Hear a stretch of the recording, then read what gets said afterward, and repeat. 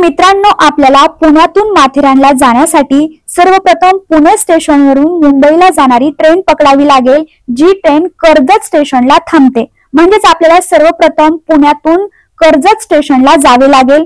आपण कर्जत स्टेशनला उतरल्यानंतर आपल्याला तिथून नेरळला जाणारी लोकल पकडावी लागेल। पण बऱ्याचदा लोकांना नेरूळ आणि नेरळमध्ये कन्फ्युजन होतं।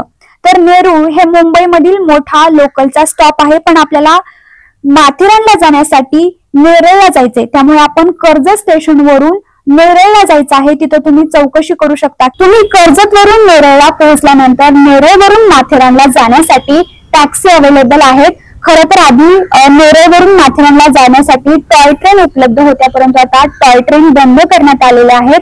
त्यामुळे तुम्हाला नेरळवरून माथेरानला जाण्यासाठी टॅक्सी आहेत आणि ते दर फिक्स आहे। तिथं तुम्हाला माथेरानला जाण्यासाठी 100 रुपये घेतले जातात। अशा तऱ्हेने तुम्ही नेरळवरून माथेरानला टॅक्सीने जाता, पण परंतु तुम्हाला माथेरानच्या मेन स्टेशनला सोडलं जात नाही। तिथं माथेरानला अमन लॉज नावाचा एक स्टॉप आहे। अमन लॉज म्हणजे काही लॉज वगैरे नाहीये, पण तिथं माथेरानचं एक पॉइंट आहे म्हणू शकतो। तिथे तुम्हाला सोडतात अमन लॉजला।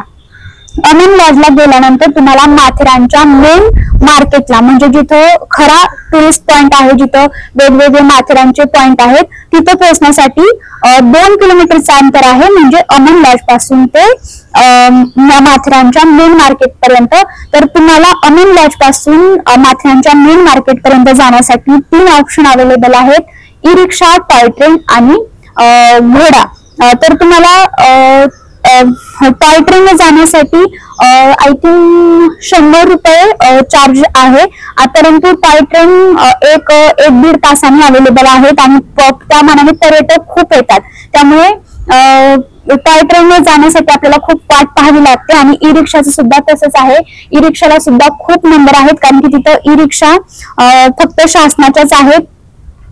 आणि घोड्याने जायचं म्हटलं तर घोडे 400-500 रुपये घेतो। त्यामुळे बरेच लोक अमन लॉज टू माथेरानच्या मेन मार्केट पर्यंत चालत जातात। त्यामुळे तुम्ही सुद्धा, आम्ही पण चालतच गेलो होतो, त्यामुळे तुम्ही सुद्धा चालत जाऊ शकता, कारण फारसं अंतर नाहीये, 2-3 किलोमीटर अंतर आहे।